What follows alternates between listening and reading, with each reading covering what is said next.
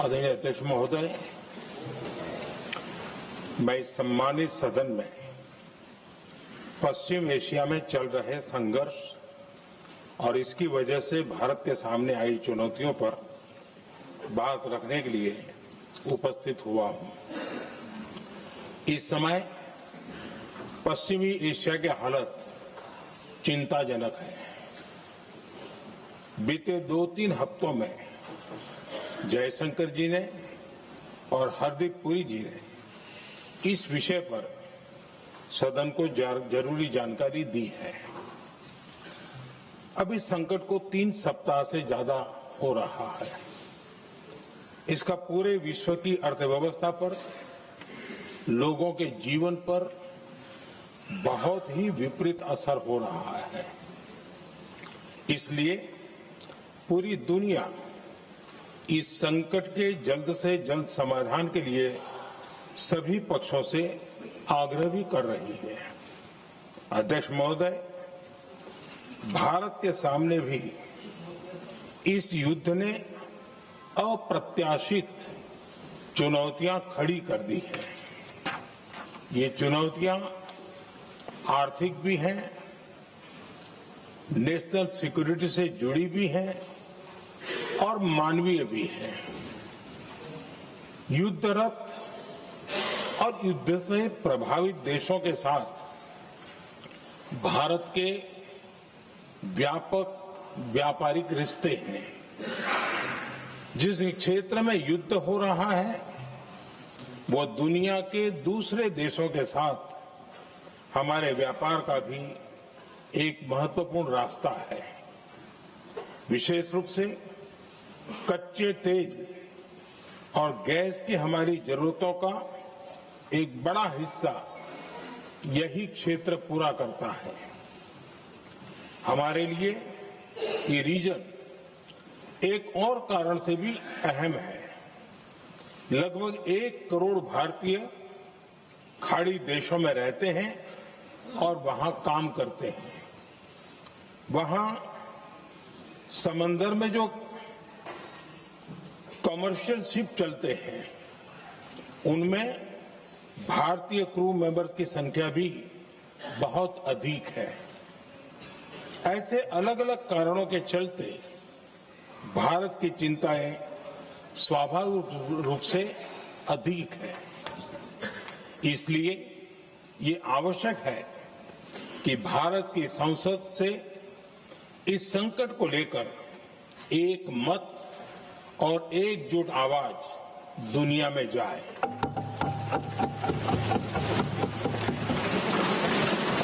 अध्यक्ष जी, जब से ये युद्ध शुरू हुआ है तब से ही प्रभावित देशों में हर भारतीय को जरूरी मदद दी जा रही है। मैंने खुद पश्चिम एशिया के ज्यादातर देशों के राष्ट्राध्यक्षों के साथ 2 राउंड फोन पर बात की है।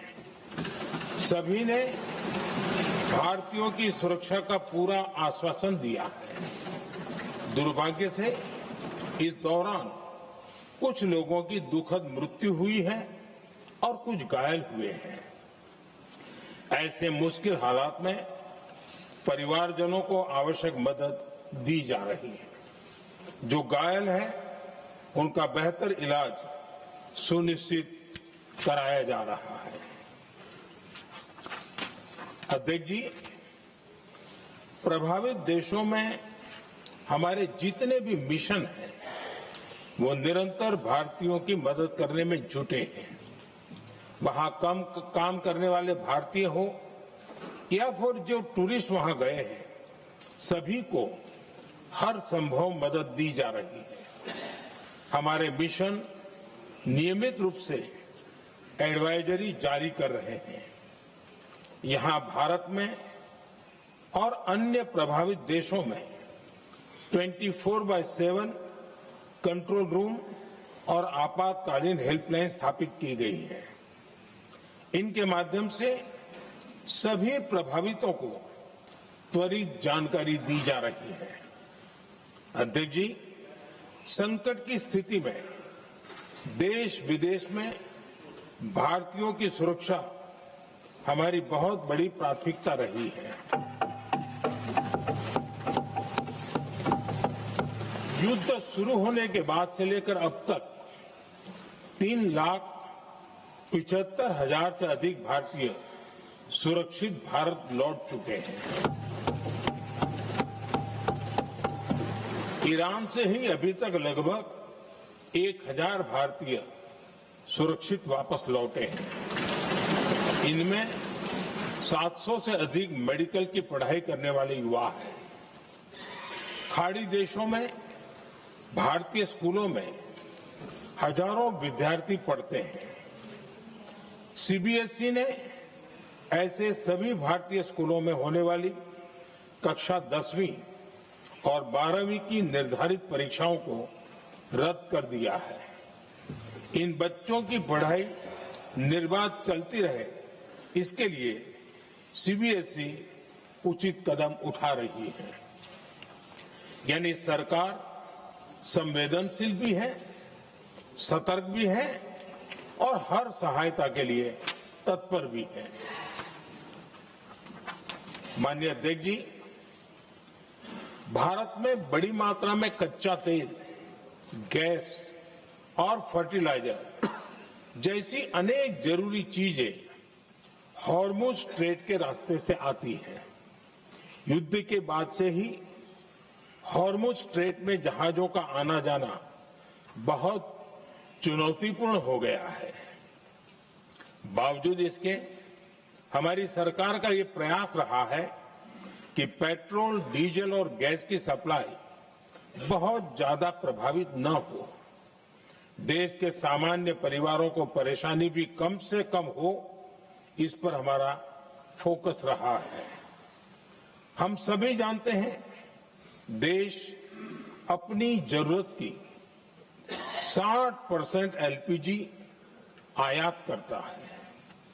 इसकी सप्लाई में अनिश्चितता के कारण सरकार ने एलपीजी के डोमेस्टिक उपयोग को प्राथमिकता दी है। साथ ही एलपीजी के देश में ही उत्पादन को भी बढ़ाया जा रहा है। पेट्रोल, डीजल की सप्लाई पूरे देश में सुचारू रूप से होती रहे, इस पर भी लगातार काम किया गया है। अध्यक्ष जी, आज की इन परिस्थितियों में एनर्जी सिक्योरिटी को लेकर बीते एक दशक में उठाए गए कदम और भी प्रासंगिक हो गए हैं। भारत ने बीते 11 वर्षों में अपनी एनर्जी इंपोर्ट का डाइवर्सिफिकेशन किया है। पहले क्रूड ऑयल, एलएनजी, एलपीजी ऐसी एनर्जी जरूरतों के लिए 27 देशों से इंपोर्ट किया जाता था।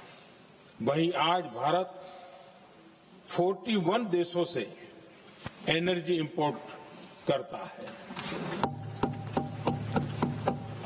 अध्यक्ष जी, बीते दशक में भारत ने संकट के ऐसे ही समय के लिए कच्चे तेल के भंडारण को भी प्राथमिकता दी है।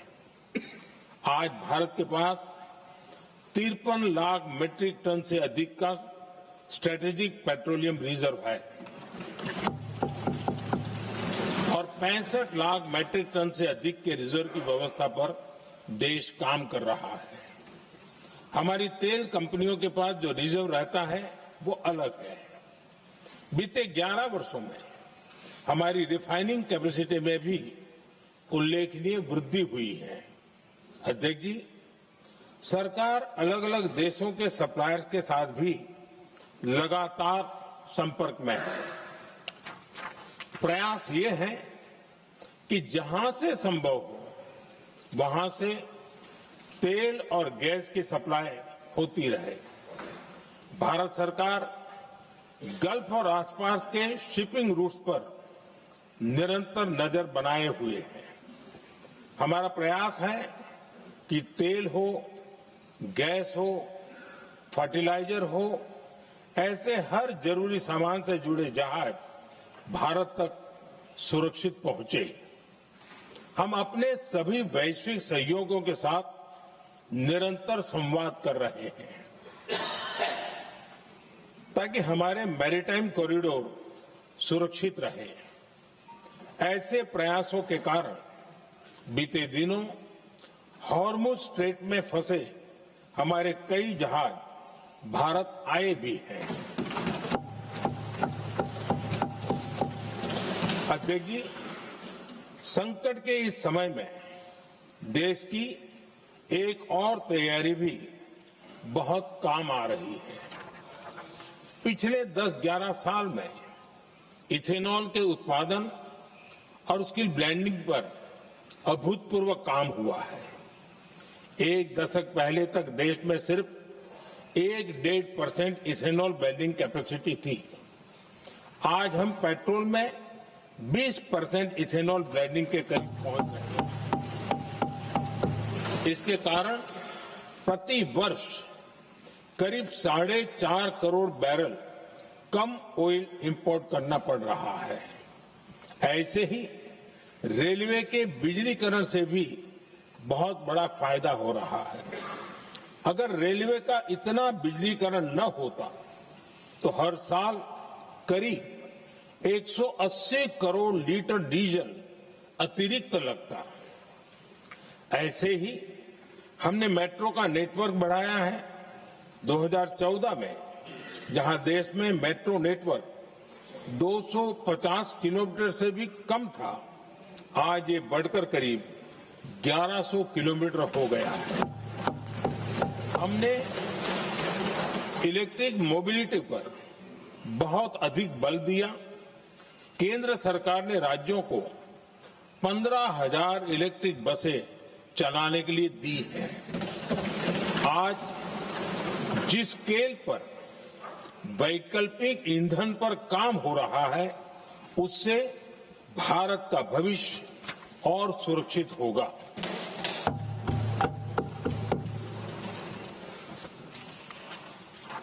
आदरणीय अध्यक्ष जी, हम जानते हैं कि एनर्जी आज इकोनॉमी की रीढ़ है और ग्लोबल एनर्जी नीड्स को पूरा करने वाला एक बड़ा सोर्स वेस्ट एशिया है।